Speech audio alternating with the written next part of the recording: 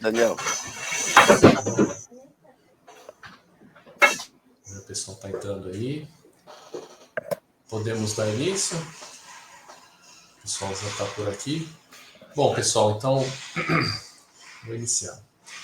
Vamos dar início, então, né, a palestra promovida pelo capítulo estudantil do I3E MTTS, né, Microwave Theory and Technology in Society.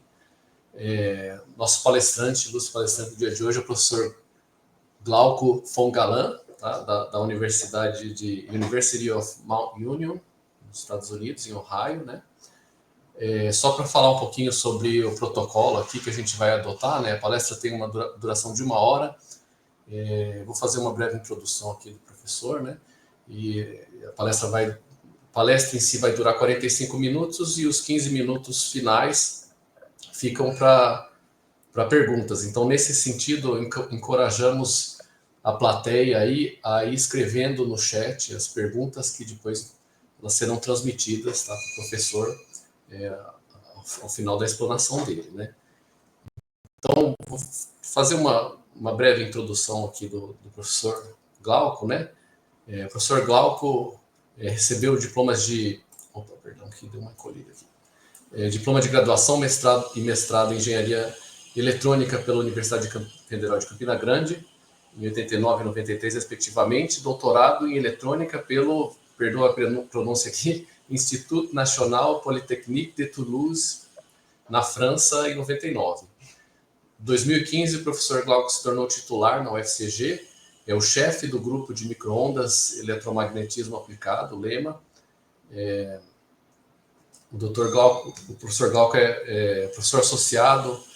Hoje em dia ele está atuando, né, como professor associado na University of Mount Union, perdão, como foi mencionado anteriormente. Então, seus principais interesses de pesquisa incluem circuitos de micro-ondas, antenas e medição de micro-ondas. Tá? No MTTS-S, né, em particular, ele atua como presidente do subcomitê de engajamento estudantil, é tesoureiro assistente e vice-presidente do MGA, além de ser membro do TC24 e MTTS da Suécia. Bom,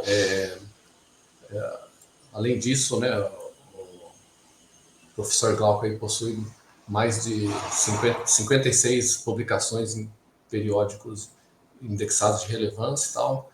Então, esse é o currículo do professor Glauco.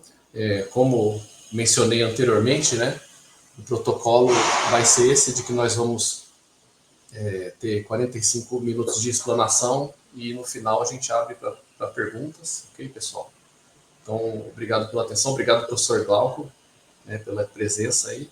E eu passo agora a palavra para o nosso palestrante, professor Glauco Fongalan.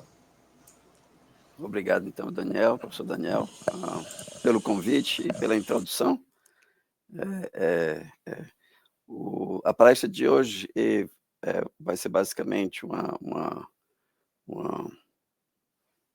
introdução simples do que é que a gente pode fazer com linhas de transmissão e, ao mesmo tempo, eu tenho uma ideia, eu gostaria de compartilhar com vocês a oportunidade que o MTTS tem, né, para engenheiros na área de eletrônica em geral, né, incluído principalmente o foco em radiofrequência, né, em frequências mais altas.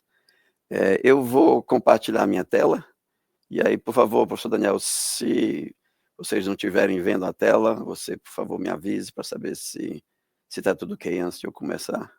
Então, deixa eu identificar aqui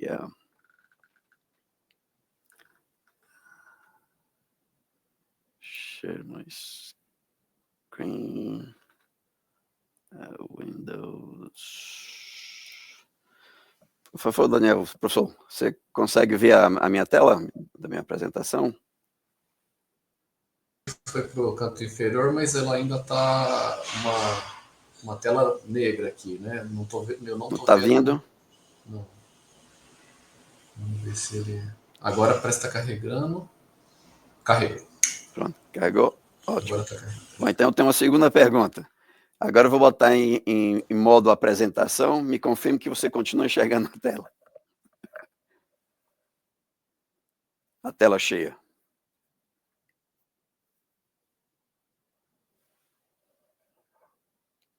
Professor Daniel, você consegue ver a tela cheia?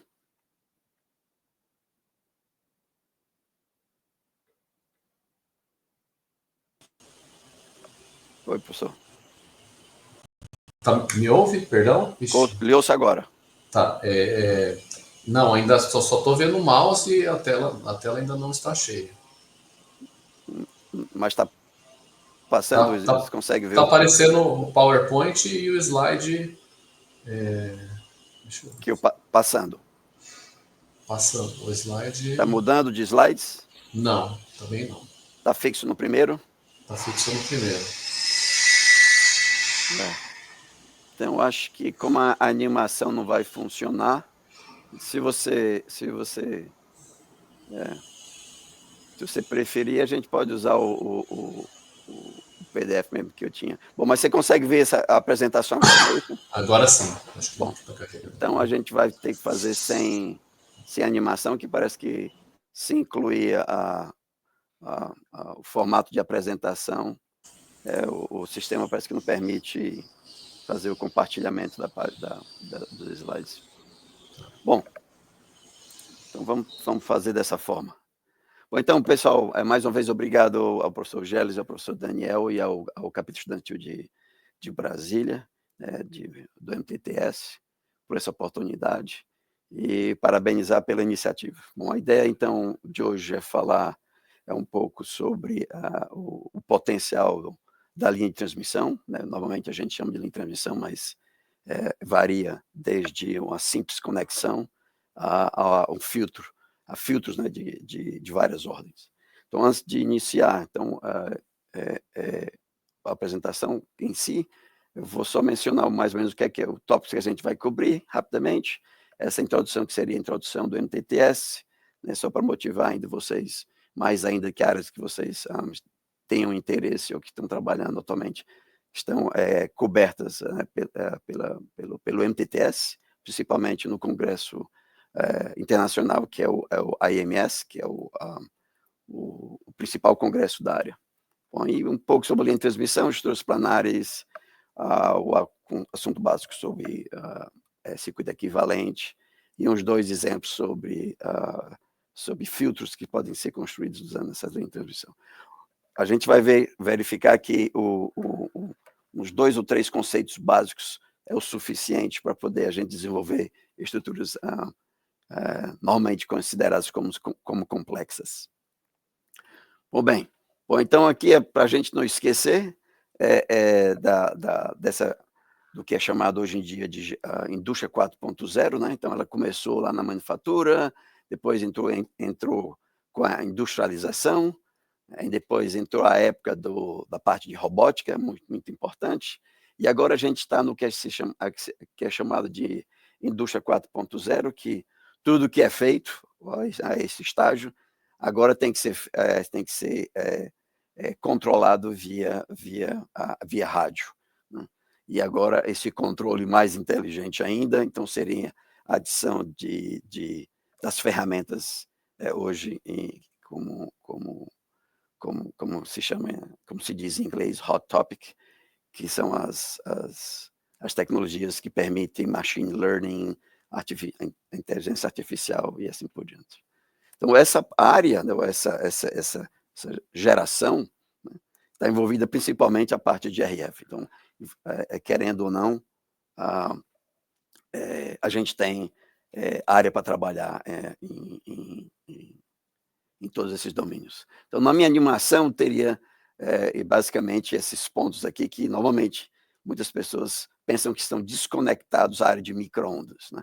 Então, micro-ondas, na verdade, é um jargão que a gente usa para simplificar tudo que se relaciona à radiofrequência, né? Desde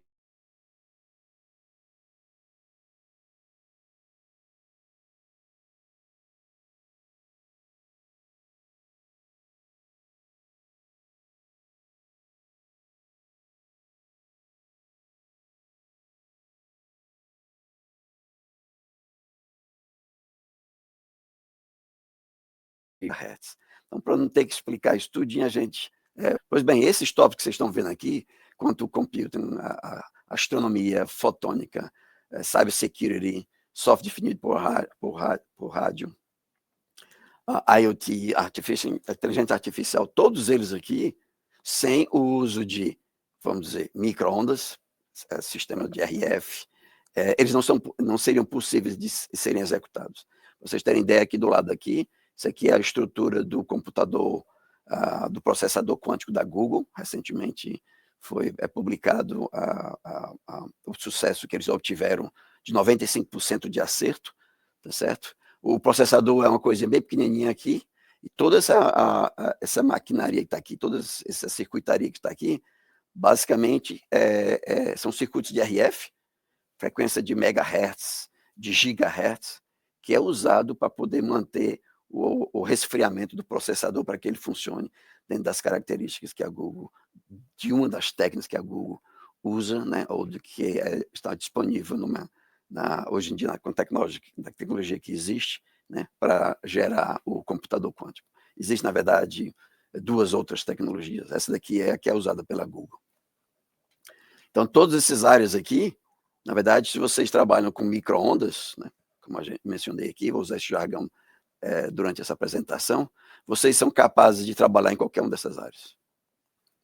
Bom, isso aqui é uma foto que vocês já devem ter visto, né, com cortesia do meu colega Joseph Barden, que trabalha na Google, nesse projeto, tá, do processador quântico da Google. Bom, o MTTS, né, eu ainda vou introduzir rapidamente essa parte aí, que é a área principal e é o que o capítulo de vocês estão envolvidos. A área se expandiu tanto que o Congresso, a AMS 2025, né, os tópicos que envolvem são vários, são quase 30 tópicos, mais de 30 tópicos que envolve basicamente quase todas as áreas de engenharia elétrica, principalmente de eletrônica.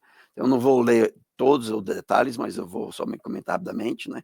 Então, existe tópico relacionado ao cálculo, ao método, à medição de campo eletromagnético, desenho dessas estruturas, técnicas de medição, a parte relativa a estruturas passivas, que obviamente inclui a linha de transmissão, circuitos planares, vários, vocês vão perceber aqui que tem vários tópicos que envolvem filtros, né? Porque, na verdade, tudo na nossa vida é filtro, né? O que a gente enxerga é filtro, o que a gente fala é filtro, o que a gente ouve é filtro. A natureza por si é filtro, ela seleciona, né, seja a frequência de operação, ou seja a amplitude. Então, vocês vão perceber aqui dos tópicos que existem aqui, você pode, dependendo da sua área, você pode perfeitamente se enquadrar nas atividades do capítulo estudantil do MTTS. Então, continuando, tem os tópicos que envolvem dispositivos ativos, né?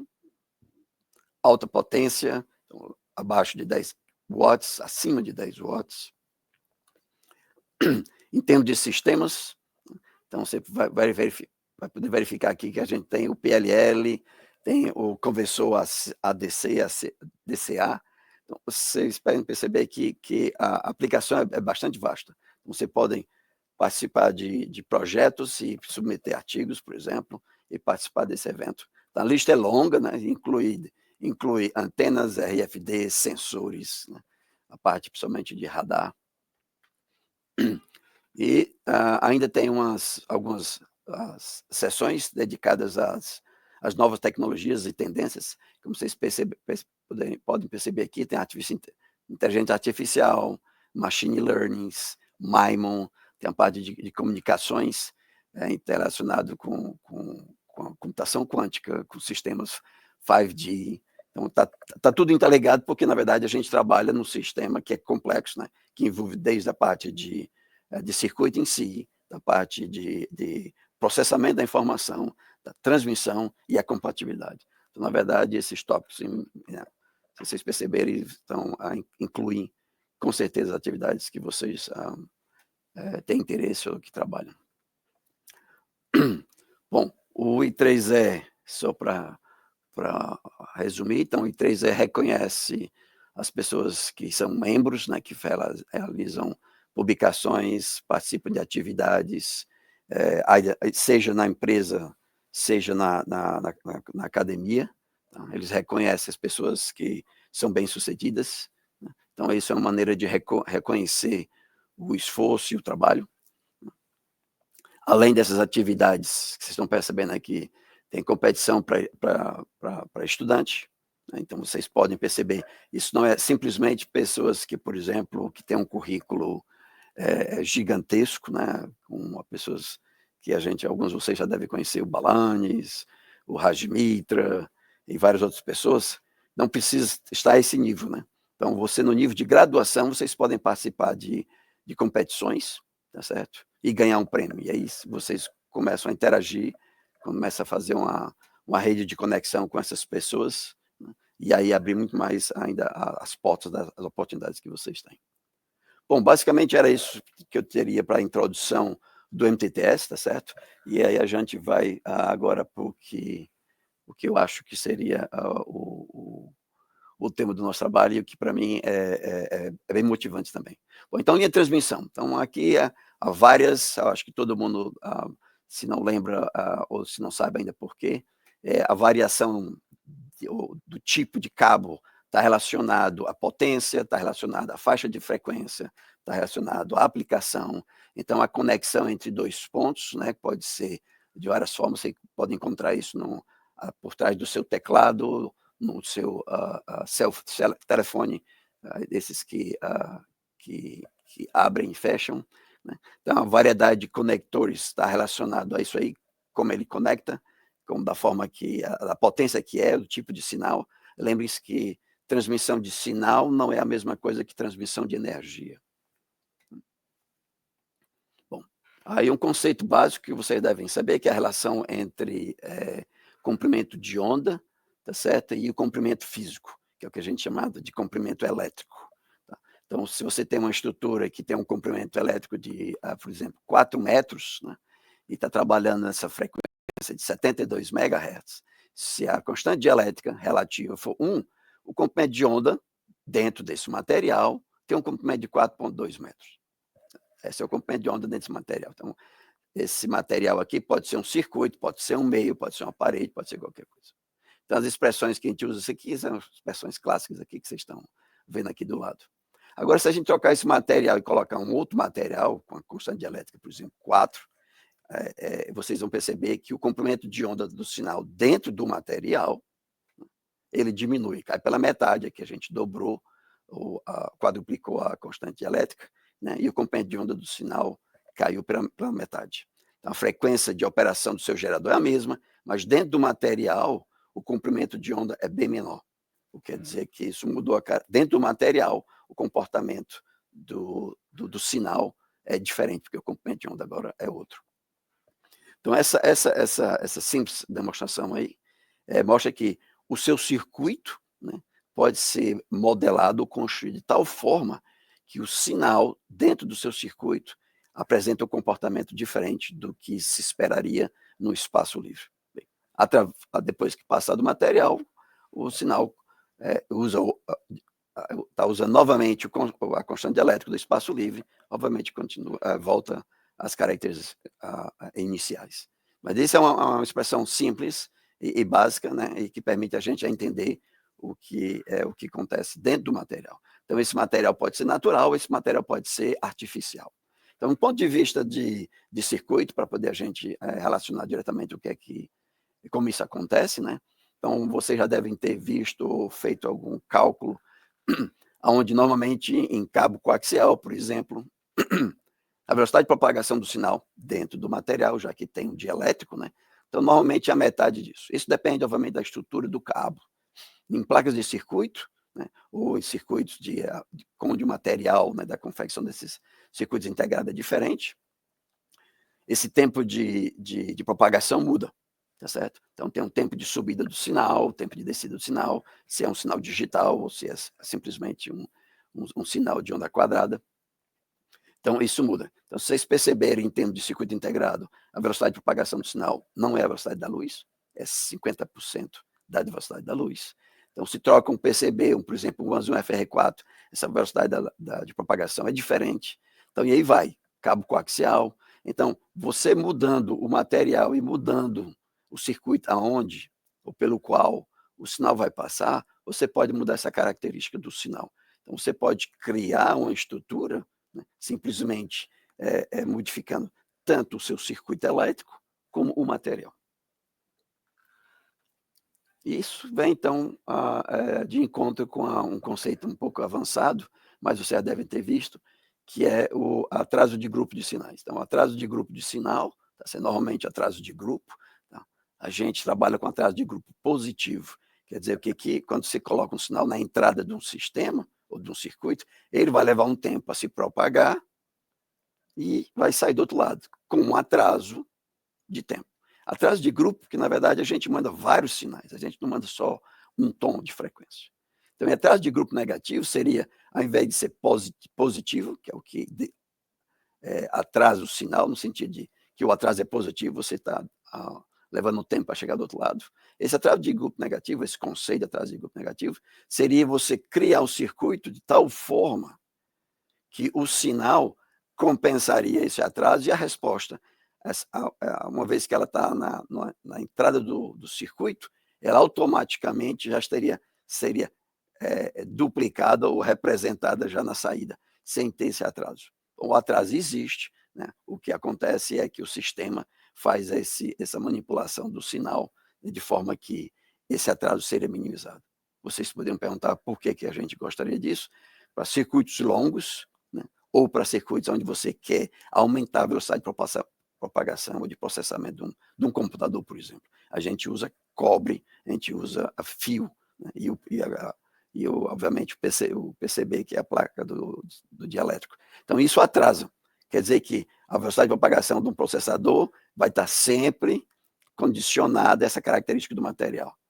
É por isso que há muitos anos atrás estavam tentando criar computador óptico, e hoje em dia computador quântico, mas como vocês perceberam aí, viram naquela foto inicial, a Google precisa refrigerar o processador em 0,1 Kelvin.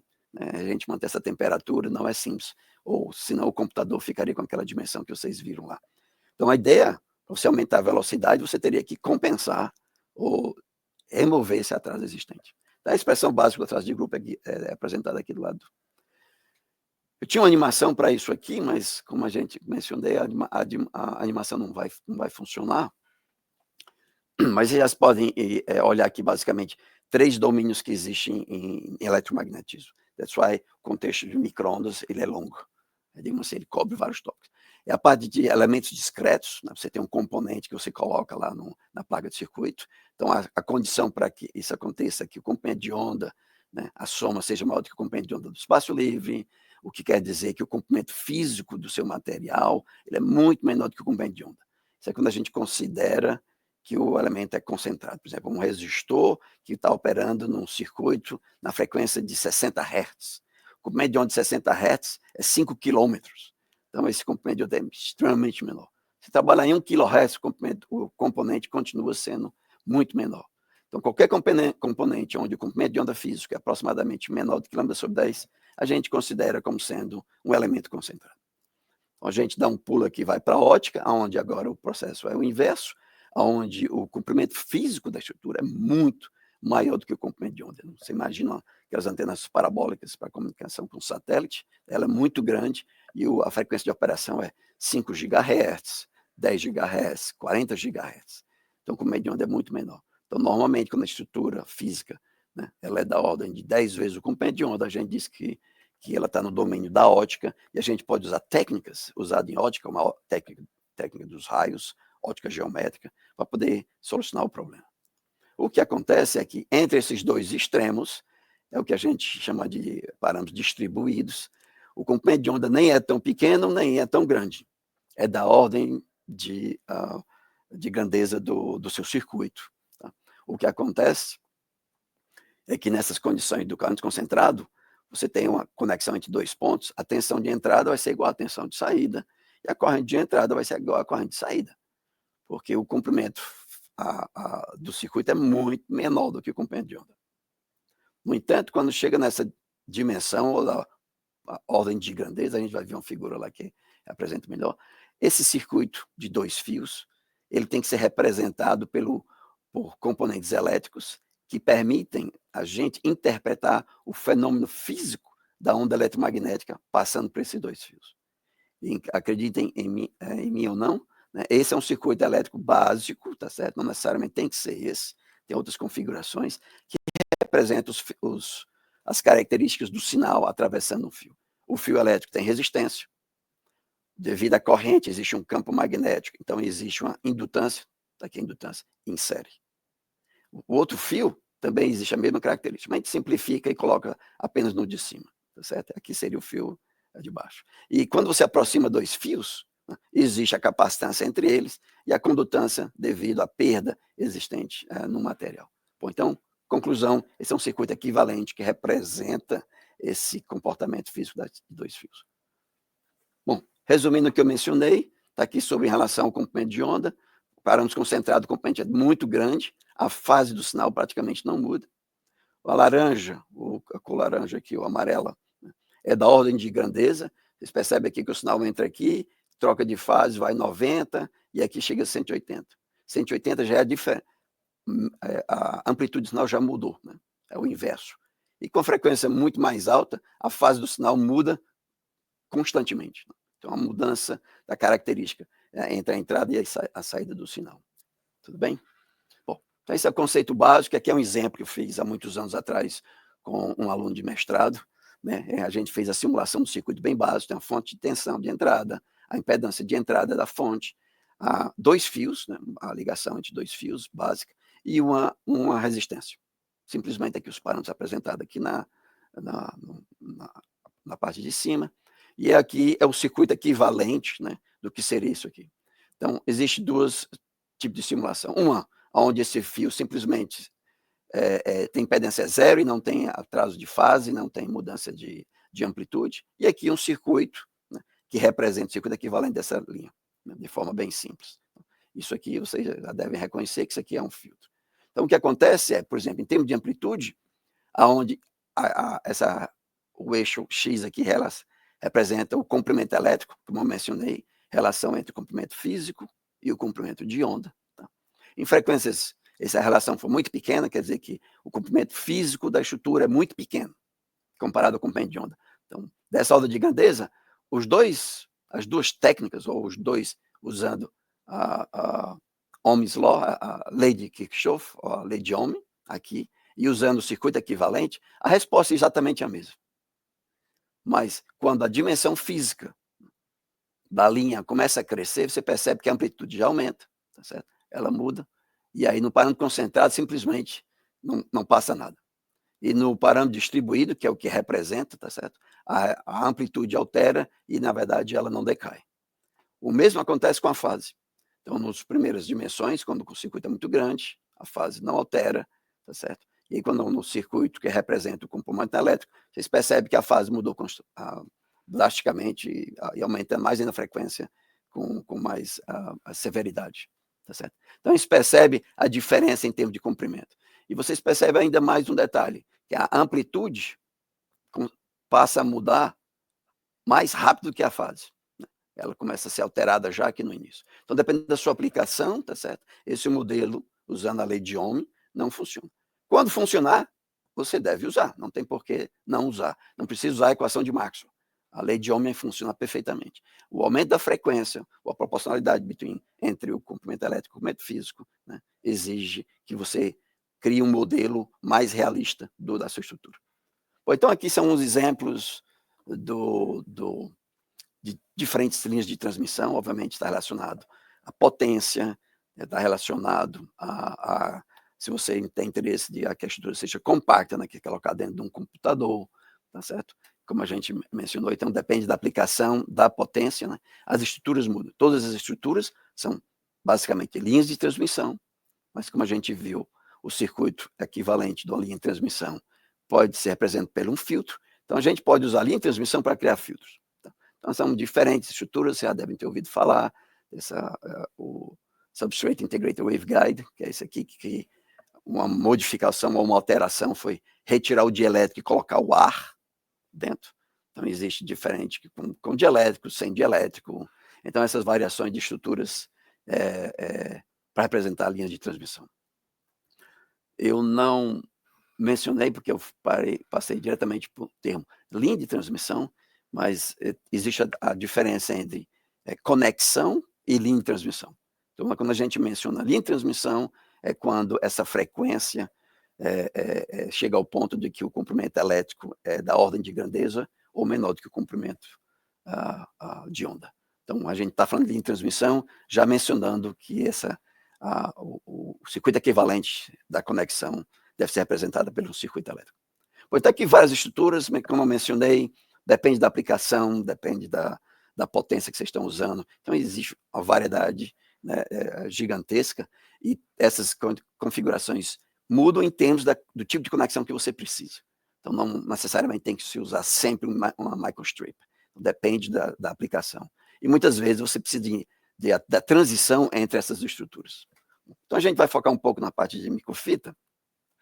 E aí, em termos de microfita, você vê também, vocês podem encontrar isso na internet, então, obviamente, tem várias estruturas onde o campo elétrico, você tenta controlar esse campo elétrico para gerar ou um filtro, né, ou transmitir o campo elétrico de forma que não interfira nas estruturas vizinhas, ou que ele passe de forma do gerador para a carga, por exemplo, sem atenuação. Então, todas as estruturas têm os seus pontos positivos e negativos, tá certo? Então, você tem que escolher a que convém para o seu projeto. Bom, aqui mais ou menos, mais uma vez, tinha uma animação, mas é um resumo bem básico de expressões básicas que a gente usa. Elas são úteis, dentro de certos limites, elas são válidas. E um ponto importante que eu deixei passar para vocês é essa relaçãozinha que eu uso bastante com meus alunos, tá certo? Então, você está com um problema e, por incrível que pareça, tem um circuito aberto, acontece um circuito aberto. Então, a primeira coisa que tem que pensar quando acontece um circuito aberto é pensar em tensão. Em tensão, você relaciona com campo elétrico, e com campo elétrico você pode relacionar capacitância ou constante elétrica. Então, essas grandezas aqui estão interrelacionadas, tá certo? Se existe algum problema de tensão, vice-versa, você pode imaginar que tem algum problema de circuito aberto. A mesma coisa, se tiver alteração significativa na corrente, pode ser relacionado a um curto-circuito ou pode estar relacionado à indutância no circuito. Na sua carga, no seu elemento de carga, ele tem, por exemplo, não necessariamente é um curto, mas tem um indutor. Isso, do ponto de vista, é corrente, porque o indutor simplesmente são fios enrolados como uma bobina. Então, esses parâmetros estão relacionados diretamente, tá? Então, você pode relacionar curto-circuito com tensão e circuito aberto com tensão e curto-circuito com corrente. E, consequentemente, capacitância e indutância. Bom, a minha animação também não funcionou, né, que a gente está sem animação. Então, eu mencionei ainda há pouco, né, que um fio pode ser representado por esse circuito elétrico. Então, usando as equações de Maxwell, a equação da linha de transmissão, que vocês já devem estar familiarizados com isso em ondas e linhas. Então, um fio pode ser representado como elementos em série de um resistor e um indutor. Se você disser que não tem perdas, então esse resistor desaparece, você tem só o indutor. E se você disser que são elementos concentrados, ou isso não é uma linha de transmissão, mas é só uma conexão, você retira esse indutor, e é simplesmente um pedaço de fio, e a tensão de entrada é igual a tensão de saída, a corrente de entrada é igual a corrente de saída. Quando não, quando é uma linha de transmissão, tá certo? Então você inclui esses elementos. Então, isso é um fio. Então, todo fio pode ser apresentado dessa forma. Se eu adicionar um segundo fio, que tem essa mesma característica, tá certo? Então, eu teria agora a proximidade de dois fios. Então, a gente introduz uma capacitância e um meio entre dois fios, uma condutância, que representa a passagem de corrente devido à perda do material de um fio para o outro. Então, um circuito equivalente disso aqui, que é a combinação desses dois aqui, né, pode ser representado dessa forma. Em conclusão, dois fios pode ser representado por um filtro. Eu tenho um indutor e tenho um capacitor. É um filtro LC sem perda, por exemplo. Então, isso aqui são expressões básicas, né, que vocês já devem ter visto. Tá? O que é a impedância? A impedância dessa linha de transmissão é função da frequência, da indutância, da capacitância. E a constante de propagação está relacionado como o sinal trafega através dessa linha. Tá certo?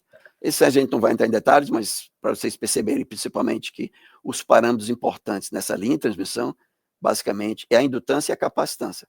Se você disser que é sem perdas, R e G é igual a zero, são iguais a zero, tá certo? E aí vocês vão reconhecer as expressões básicas que vocês já devem ter visto em outras disciplinas.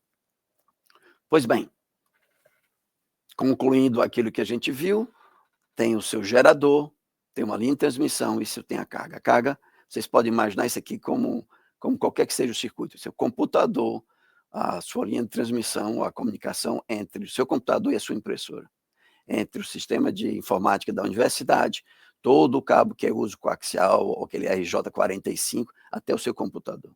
Então, você pode imaginar várias configurações aqui.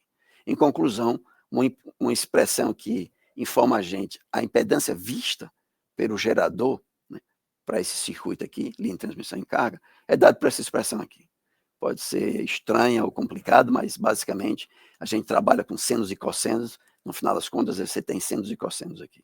Simplificando, sem perdas, então esse beta, esse gama que a gente viu no slide anterior, ele se simplifica e é escrito dessa forma, e a gente tem essa expressão.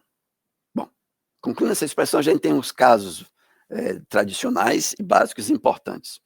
Por exemplo, se a impedância da carga, ZL, for igual à impedância da linha, a gente conhece que isso aqui é o sistema está casado. Essa expressão, se você substituir ZL por Z0, você vai ver que a impedância de entrada, a impedância que é vista pelo seu gerador, é igual à impedância da linha característica. Quer dizer que essa linha é infinita e o sinal que você vai injetar na linha nunca vai voltar. A gente chama de linha casada.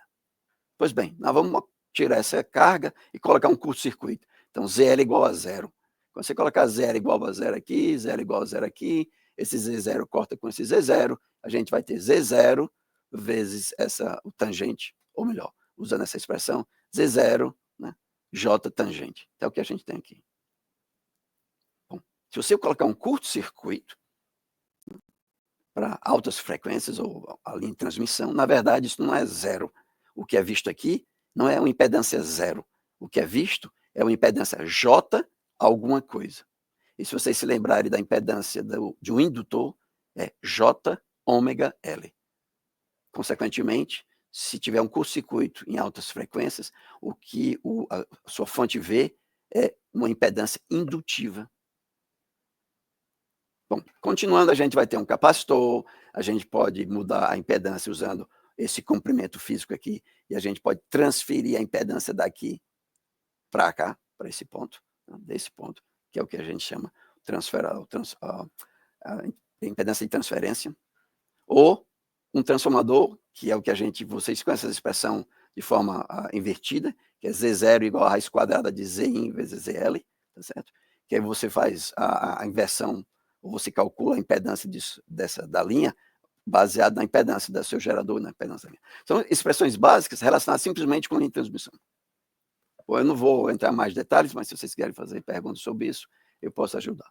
Pois bem, então para a gente acelerar a nossa conversa e não ficar muito tempo nesse detalhe fundamental, a gente percebeu então que a linha de transmissão tem a fase e a amplitude, e que um curto-circuito pode ser visto como uma indutância e um circuito aberto pode ser visto como uma capacitância. Então isso quer dizer que a nossa linha de transmissão pode representar um capacitor conectado à sua linha para a terra. Então eu posso criar uma linha de transmissão de circuito aberto e ter um efeito capacitivo. Então o efeito capacitivo, né, é um circuito aberto. Então eu posso criar um capacitor com essa linha de transmissão, simplesmente removendo essa impedância.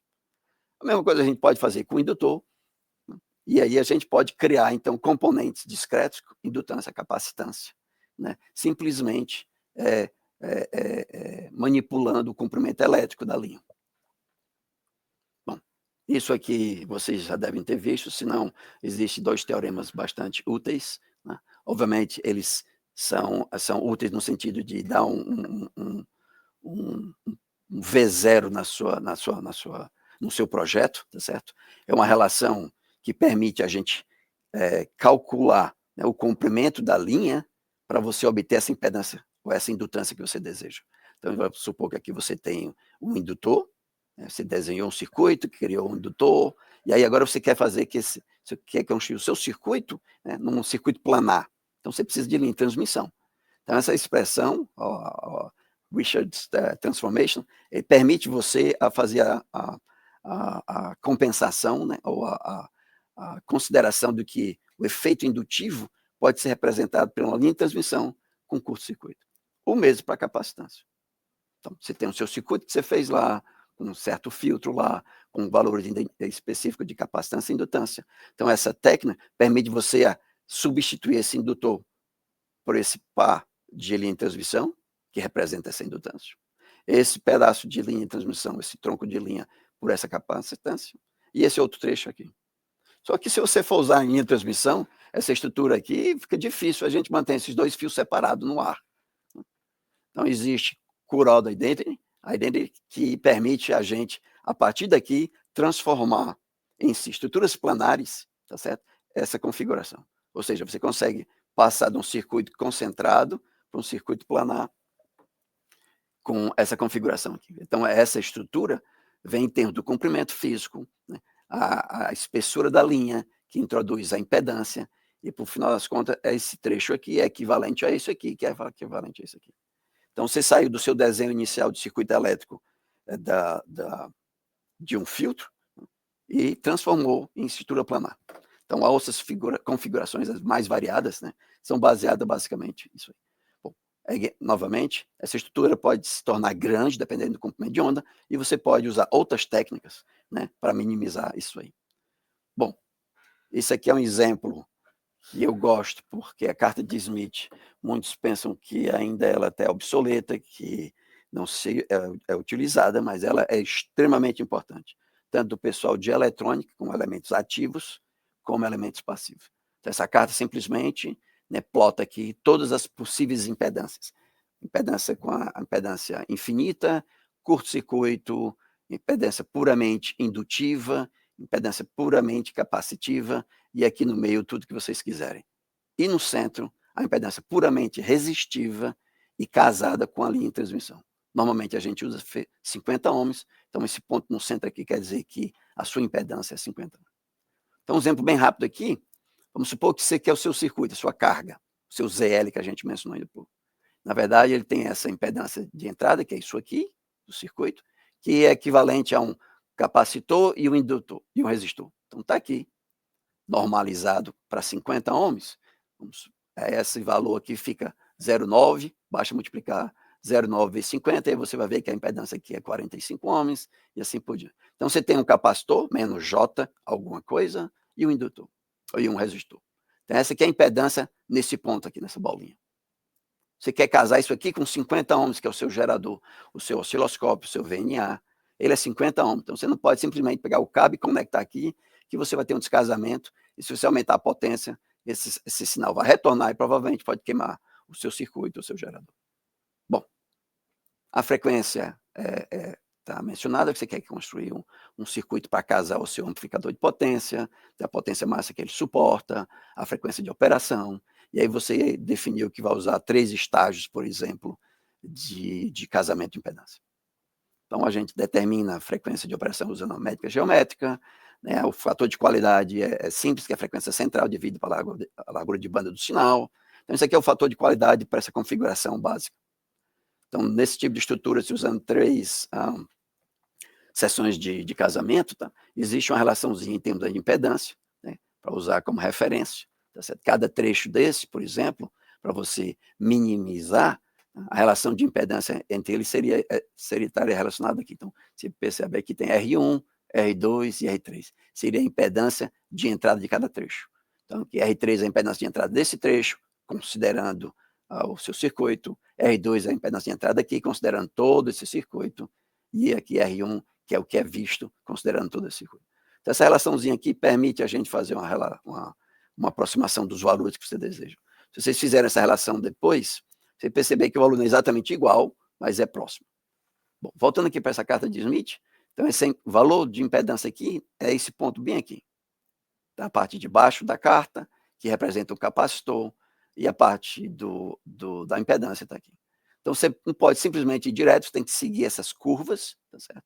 você pode seguir essa curva nessa carta, você pode usar essa carta que é uma de impedância, você pode inverter e usar a carta de admitância. E você pode sobrepor.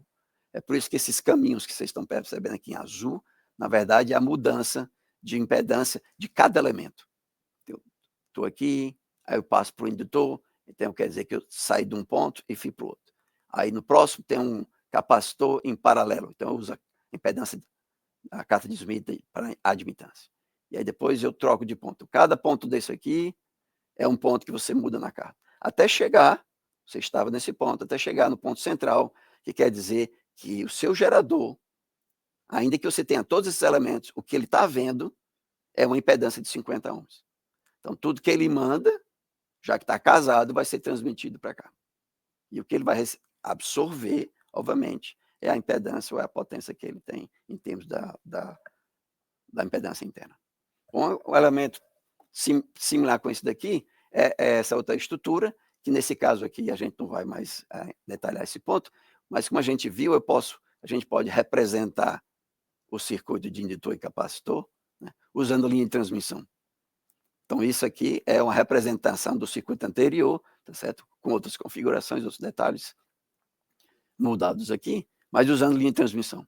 Então, a gente simplesmente usa um pedaço de linha com a impedância e a fase, né, correta, né, adequada, e o efeito vai ser o mesmo. Então, basicamente, a gente pode transportar ou transformar o circuito em parâmetros concentrados em usando linha de transmissão. Desculpa. Alguns anos atrás, a gente construiu em Campina Grande uma antena de polo. Vocês perceberam, o dipolo é esse filamento bem pequenininho tá aqui na frente. Mas a gente conecta um cabo coaxial que vai para o VNA.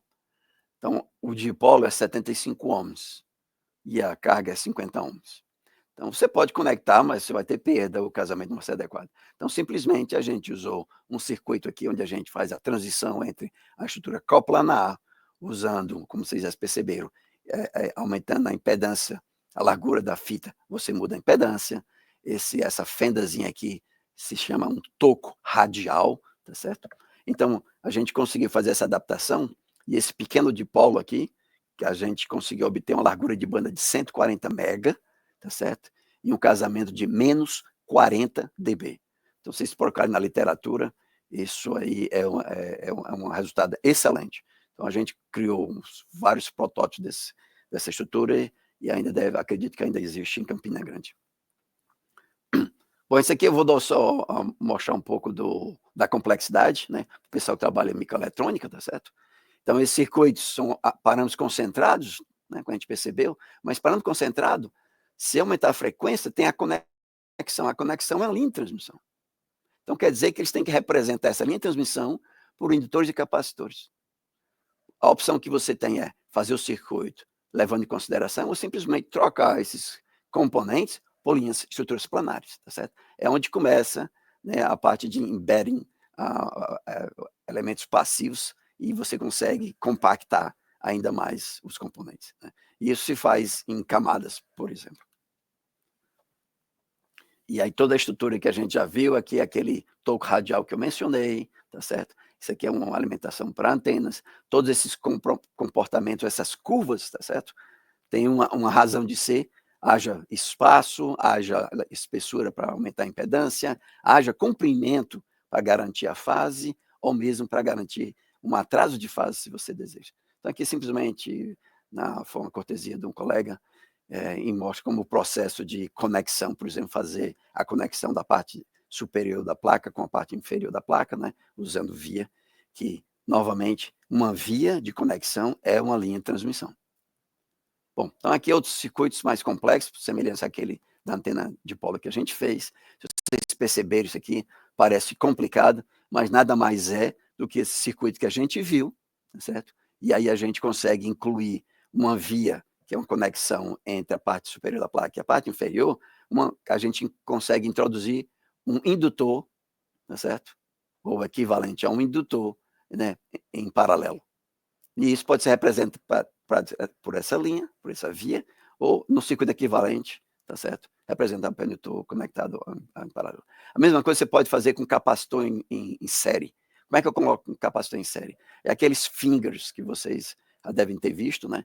Você simplesmente interrompe literalmente a linha de transmissão, uma interrupção bem pequena, e cria uma capacitância. Então, você consegue introduzir. Obviamente, esses valores são pequenos comparados aos componentes elétricos ou concentrados. Aqui um outro exemplo de linha de transmissão, nesse caso, introduzindo ainda mais um parâmetro, que é o atraso de fase negativo, tá certo? Então, vocês percebem aqui que aqui é o atraso de fase, positivo é o que acontece normalmente na linha de transmissão, e aqui o atraso de fase passou a ser negativo. Quer dizer que o sinal não está tendo um atraso, né, teoricamente, em poucas palavras. Tá certo? Então, simplesmente a linha de transmissão mudou, tá certo? Vocês fez essa modificação para levar em consideração esses parâmetros. Esse tipo de estrutura foi usado para poder usar em estruturas para beam steering, né, para escanear antenas.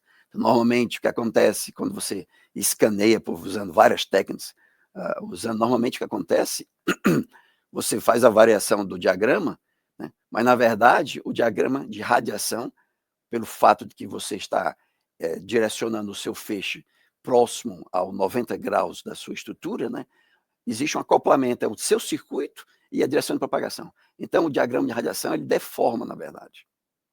Ele não continua constante, como normalmente muitos trabalhos apresentam. Para compensar isso, a gente teria que compensar esse atraso. Também usando essa estrutura, usando atraso de grupo negativo, você consegue fazer a varredura e o diagrama de radiação continua, né, completamente direcionado, né, na direção que você deseja.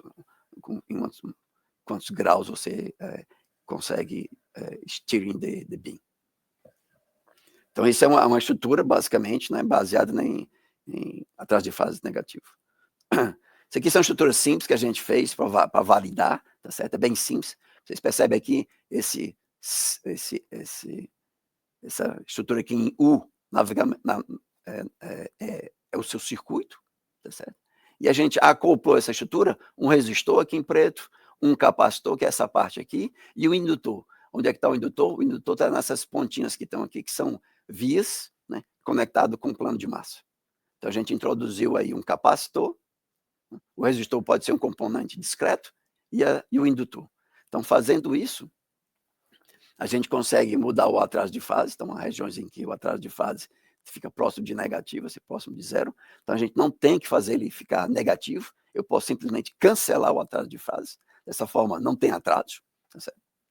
E aqui a resposta do circuito, né, continua casado, o sinal continua atravessando, a transmissão nessa faixa de frequência continua sendo 100%, né, 0 dB. Então, é um circuito sim para validar essa estrutura. Alguns anos atrás também eu fiz, usando estruturas origami para criar etiquetas RFD, tá certo?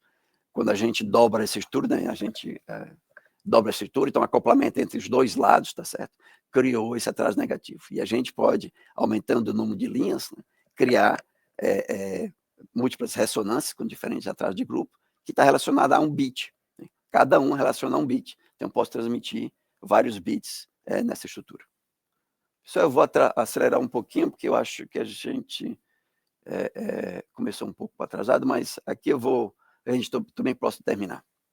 Então, aqui é só um exemplo, que isso é possível medir, tá certo? Então, atrasa uma linha comum, tá certo? Com atrasos, e a outra é mais longa, mas introduzindo o circuito de atraso de grupo negativo, e a resposta, digamos assim, a resposta no tempo é a mesma nos dois casos, ainda que a estrutura seja maior. Aqui está o exemplo da resposta, certo? Na verdade, o que aconteceu foi que a parte verde, que é com atraso de grupo, tá certo? A linha com atraso de grupo, ela ainda apareceu no circuito antes da resposta final, usando uma estrutura básica, só com a linha de transmissão. Bom, aqui a gente vai só mostrar que é possível criar esses circuitos, né, em termos de, incluindo indutâncias e capacitâncias, seja um filtro passa baixa ou passa alta, tá certo? E aí eu vou concluir a apresentação com o que a gente mencionou no título, né, sobre filtros de alta ordem. E nesse caso aqui é um filtro sem perdas. O que é um filtro sem perda? Quando a gente faz um filtro, né, o filtro deixa passar a frequência que você quer e rejeita completamente a frequência que você não quer. Mas essa rejeição, o que acontece é que o sinal que você está mandando, né, ele vai passar o que você selecionou, e o que você não selecionou, ele vai rejeitar. O que quer dizer, ele vai mandar de volta para o seu gerador. Então, isso cria um descasamento na linha, cria uma ressonância e pode afetar o seu circuito.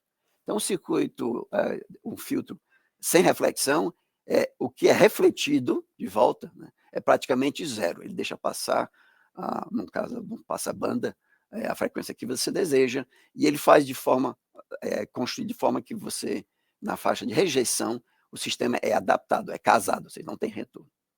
Então, basicamente, isso aqui é um procedimento só para poder seguir um pouco a teoria. Essa é a referência está aqui dos artigos, publicado inicialmente em 2015, no Transex do I3E. Então, simplesmente, ele usa o modo pi ímpar, tá certo? Que é o simétrico e o assimétrico, vocês já devem ter ouvido falar sobre isso.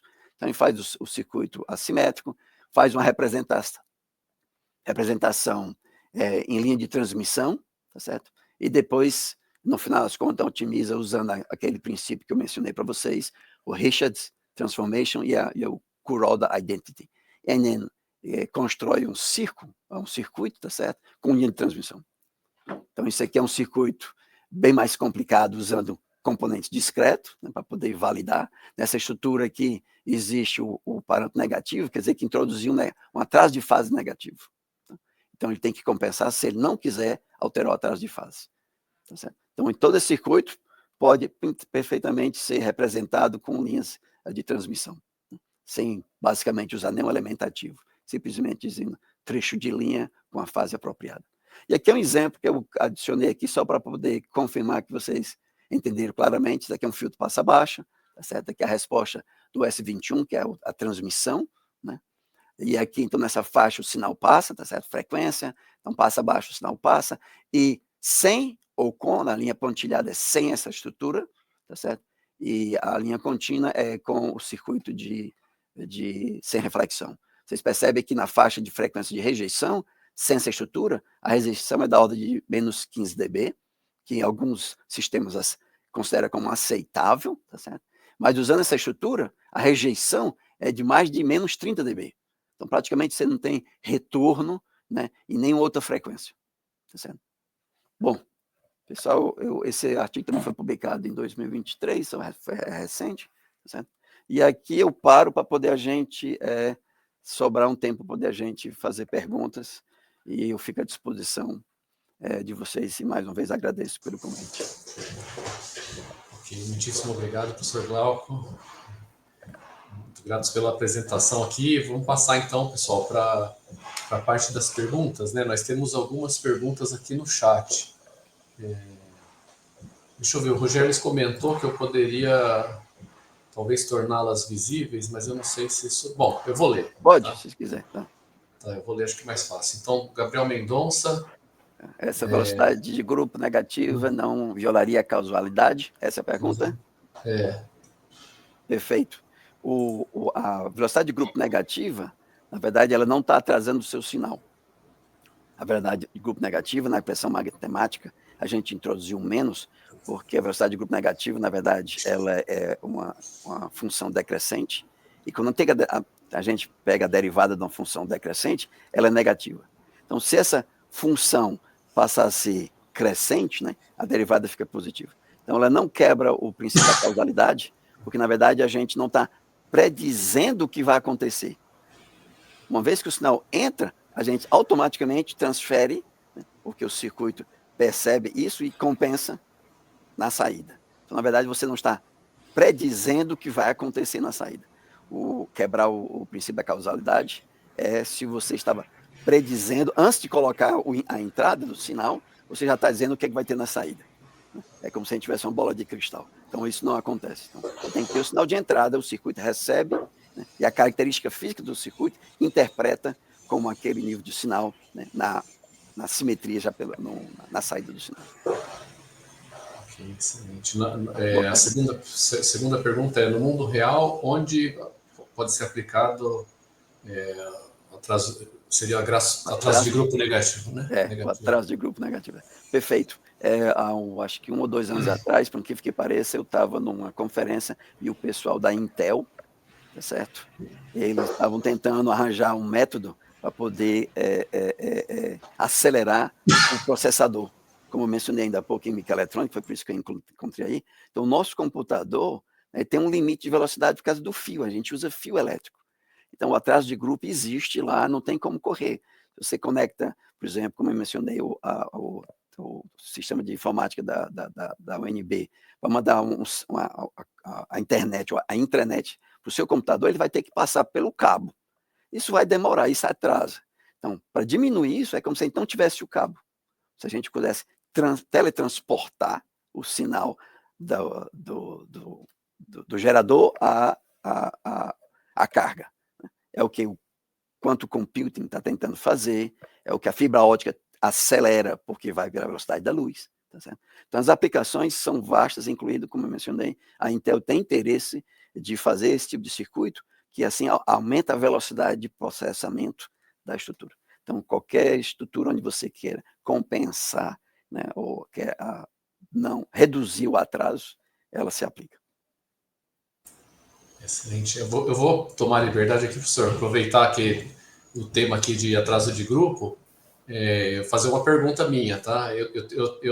Assim, o meu background é de fotônica, né, óptica, comunicações ópticas, e lá a gente tem que lidar bastante com dispersão de velocidade de grupo, né, compensar. Então, você tem um trecho de fibra com velocidade de grupo negativa para compensar o trecho de fibra com...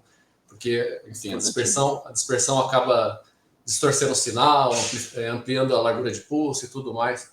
E eu não sou muito da área de micro-ondas, tal, mas eu sempre tive a impressão que nessa área isso não era tanto um problema nas linhas de transmissão para vocês, né? Enfim, né, em micro-ondas. Isso procede ou isso, conforme está aumentando a frequência, isso pode vir a ser um problema também? Exatamente. Se vocês lembram da tabela que eu apresentei no começo, né? Tinha o componentes concentrados, aí eu pulei para ótica e depois entrei no meio do caminho entre parâmetros concentrados e ótica. Parâmetros concentrados é o 60 Hz, é o circuito de baixa frequência. A ótica é alta frequência. Então, com o aumento da frequência de utilização no telefone 5G, 6G, o aumento dessa frequência, a gente cai em todas as preocupações que o pessoal de ótica e de fotônica tem. Então, a gente está chegando num ponto que a gente vai começar a convergir e vai entrar no compromisso. A gente usa a técnica que é usada em ótica ou usa a técnica usada em eletromagnetismo. Depende da capacidade de processamento que a gente tem, depende da aplicação. Mas exatamente o que você mencionou em dispersão, acontece. Muito legal. É um problema, né? Mas é legal que vai convergindo nessas áreas. Então, que programas poderiam ser utilizados? O Mário Takeshi pergunta aqui: programas poderiam ser usados para o estudo de linhas de transmissão e quais seriam boas referências bibliográficas para o assunto? Perfeito. Então, como eu mencionei, os programas, né? Então, tem programa aberto, né? E tem vários softwares. Aí depende da necessidade, depende da facilidade, que alguns softwares de modelagem 3D, por exemplo, tem uma licença relativamente cara, mas tem CST, ou o ANSYS, que é o HFSS, tem o IE3D, tem Console, tem todos esses softwares, né? Eles podem ser utilizados. Então, depende da necessidade, depende da magnitude do seu projeto. Né? Então, tem o FICO, então tem vários, tá certo? Mas existem softwares menores, tá certo? Que podem ser utilizados mais simples, que não tem licença, que vocês podem utilizar. Como mencionei, depende da aplicação, né? Você pode usar a lei de Kirchhoff, né? Que funciona, tá certo? Mas depende do que é. Mas para usar um modelo 3D, né, normalmente vai ter que ser um software que usa modelagem 3D, onde você leva em consideração os 3 eixos. E aí, se você quer considerar aquecimento, aí você vai ter que usar, por exemplo, o ANSYS ou o Console, que leva em consideração o aquecimento do material. Então, depende da complexidade que você está querendo trabalhar, né? E você vai solicitar um software mais potente. Né? Mas em nome de software existe vários, você pode colocar na internet. E aí, na verdade, vai em termos de preço, né? Na verdade, mas existe vários. E em relação às referências, essa é uma pergunta muito boa. Antigamente, né, os artigos, eles falavam da fundamentação. Então, artigos antigos, né, eles tinham fundamentação e eram artigos longos. Hoje em dia, os artigos são mais focados em resultados e bem simplificados. Então, muita coisa da teoria, tá certo? Está obscura. Então, você talvez tenha que usar livros, não existe um livro específico, tá certo? Lembre-se que livros e artigos, eles são baseados nos autores, né?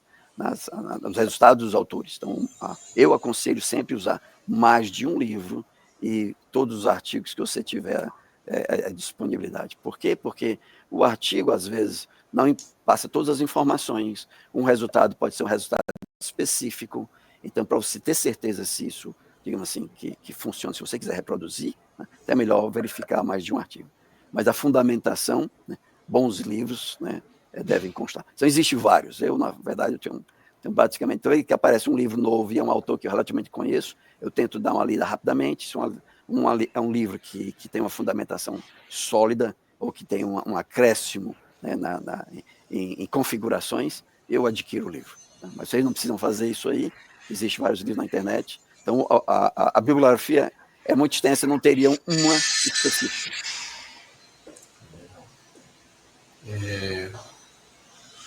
Aí, a penúltima pergunta é: como estão os avanços no uso de técnicas numéricas, métodos momentos e método de diferenciamento do tempo nos softwares atualmente disponíveis para análise de circuitos de micro-ondas? Excelente pergunta. Né? Esses softwares eram, são e provavelmente ainda serão bastante utilizados, tá certo? E mais uma vez, depende da aplicação, tá certo? Um é mais, digamos assim, é mais adequado do que o outro por questões de estrutura, tá certo? Você imagina, vocês quiserem, você quer projetar uma antena num transatlântico. Se você vai levar em consideração o transatlântico, a antena tem 2 centímetros, você vai ter que modelar esse transatlântico aí usando métodos momentos, que é a discretização da estrutura, se ela vai levar 2 anos para poder processar, se você tiver memória o suficiente, tá certo? Então, o que é que acontece? Há uma combinação dessas técnicas. Então, método analítico combinado com métodos momentos. Então, o método de diferenças finitas combinado com métodos momentos, com método analítico. Então, o FICO faz muito isso. O CST usa uma combinação do método de diferenças finitas com método integral. Então, existe hoje em dia uma combinação de métodos, certo? Para facilitar isso aí. Então, na verdade, o que acontece é, por exemplo, ainda existe singularidades em modelos com muita sharp, né, com ponta. Então, existe muitas singularidades, onde alguns modelos simplesmente eles arredondam. Mas se isso for o seu problema específico, então você tem que verificar qual método, digamos, é mais adequado, ou uma expressão ou uma subrotina específica para calcular esse tipo de problema.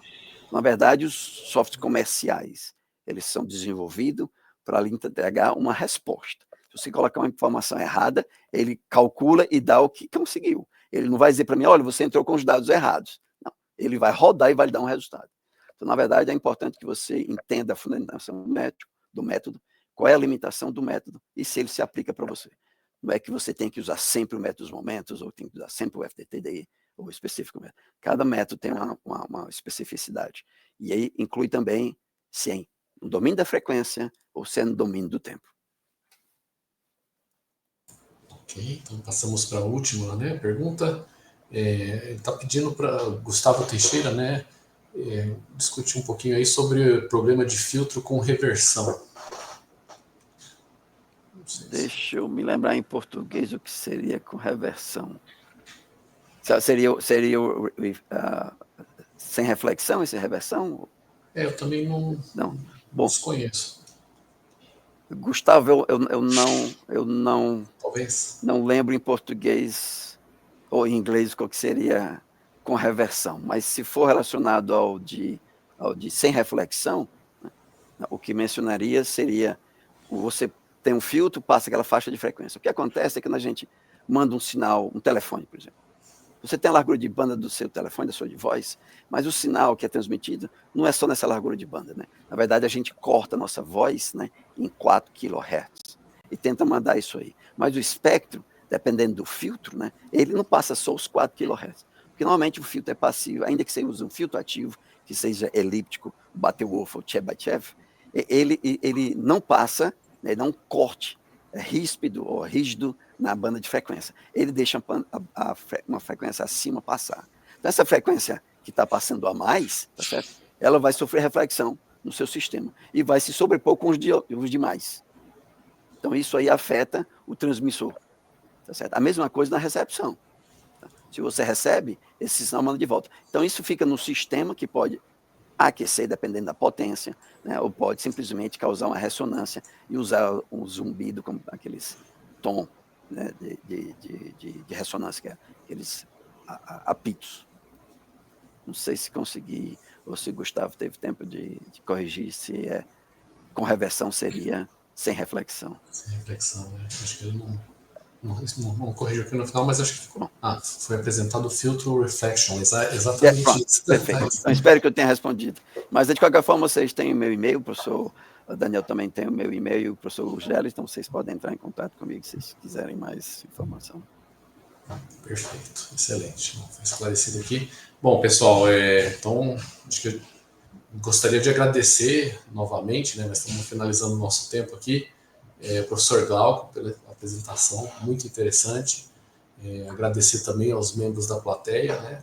Pelas perguntas, pela participação. E daí nós vamos ficando por aqui. Muito obrigado. Pronto. Então, agradeço aí mais uma vez ao Daniel e o pessoal do capítulo estudantil do MTTS, tá certo? Pela iniciativa, tá certo? Motivar mais uma vez a vocês a continuarem participando e perceber agora que o professor Daniel reconheceu ou conseguiu identificar alguma coisa em comum, né? Talvez possa contribuir também com vocês, tá certo? Na parte de fotônica e a experiência que ele tem nessa área, tá? E continuar ficando à disposição dos alunos, tá certo? Do MTTS. E quando tiver outra oportunidade, eu espero estar pessoalmente aí, mais uma vez em Brasília, seja dar uma palestra ou simplesmente colaborar com vocês. Professor Daniel, muito obrigado e obrigado a todos. Obrigado, pessoal. Tchau, tchau. Tchau, tchau.